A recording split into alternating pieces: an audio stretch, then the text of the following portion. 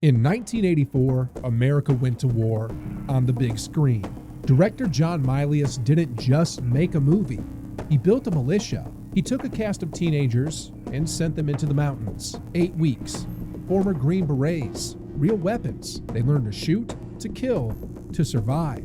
Patrick Swayze said later, "I learned to make bombs from household items. By the end, the line between acting and war was gone." This is Red Dawn. The film's so violent, it set a world record.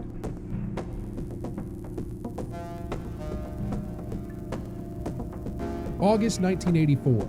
The Cold War is burning. Reagan's in the White House, the Soviets are still the enemy, and Americans are genuinely afraid. The man who wrote Apocalypse Now took that fear and turned it into something nobody had seen before, a teenage war movie. High school kids becoming guerrilla fighters. MGM gave him a modest budget and a wild idea. Show America being invaded.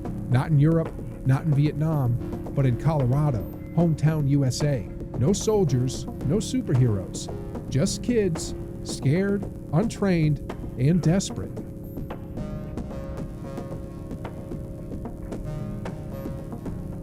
The film wastes no time.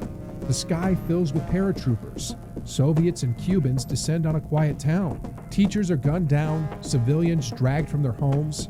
Within hours, Calumet, Colorado falls under occupation.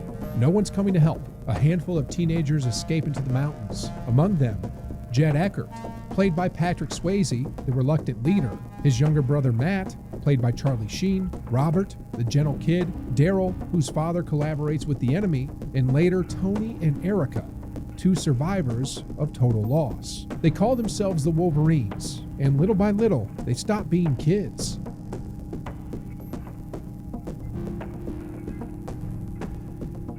They ambush convoys, sabotage supply lines, kill enemy troops. Each mission costs them pieces of their humanity. The gentle ones turn cold. The scared ones become killers. In one scene, Robert executes a Soviet prisoner, and something inside him breaks. In another, Jed's father says, "Avenge me," knowing he's already dead. There are no heroes here, only survivors, and even that won't last.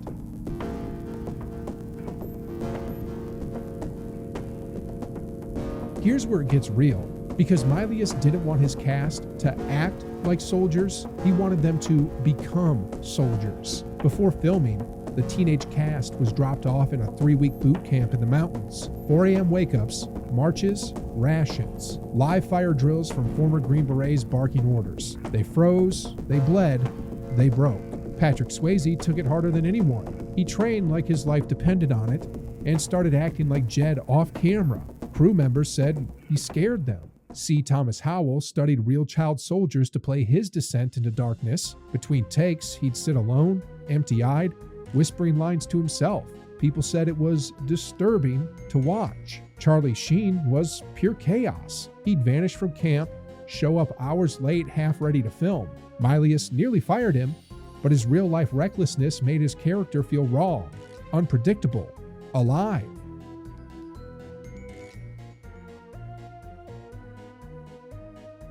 They shot at 8,000 feet in the freezing mountain air. Actors got altitude sickness, guns malfunctioned. Sheen once fired blanks too close to Howell's head, causing temporary hearing loss. Then a blizzard hit. The entire cast trapped for 3 days without supplies. They said it felt less like filming and more like surviving a war. And that's exactly what Milius wanted. He believed suffering creates truth. And in Red Dawn, it did.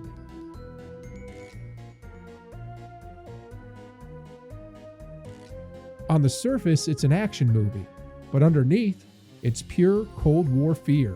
The fear of invasion, of losing your home, of becoming something you're not. Released at the peak of nuclear paranoia, Red Dawn hit a nerve. Some called it patriotic, others called it propaganda. The Soviet Union condemned it outright. Critics slammed it as warmongering, but audiences, they couldn't get enough. It became a cult classic, the ultimate survival fantasy, proof that even teenagers could fight back. Wolverines became a rallying cry. It influenced decades of action films, and even real-world militias would later reference it.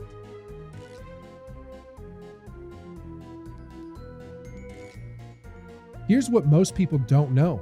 The Pentagon quietly supported Red Dawn. Defense contractors supplied weapons and vehicles. Military advisors ensured tactics were real. For some, it was propaganda in disguise, a training film for the next generation. He wasn't subtle. Gun collector, military historian, unapologetically right-wing. But beneath the flag-waving surface, Red Dawn is brutally honest. The Wolverines lose their humanity. They kill, they suffer, they die. It's not victory, it's corrosion. War consumes everyone, even the ones who fight for good. During boot camp, the cast even had to kill their own food, rabbits, chickens, to understand survival. C. Thomas Howell said it changed him forever. It stopped being acting, it became real.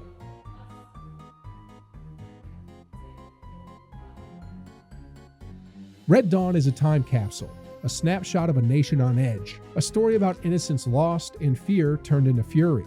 The final shot, a memorial stone, names carved into cold rock, Jed and Matt Eckert, the first casualties of World War III.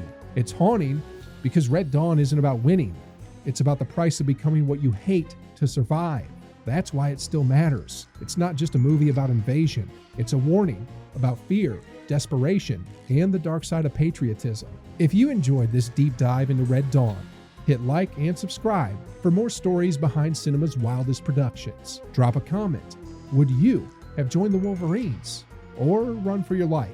Thanks for watching, and remember, in the face of fear, we fight.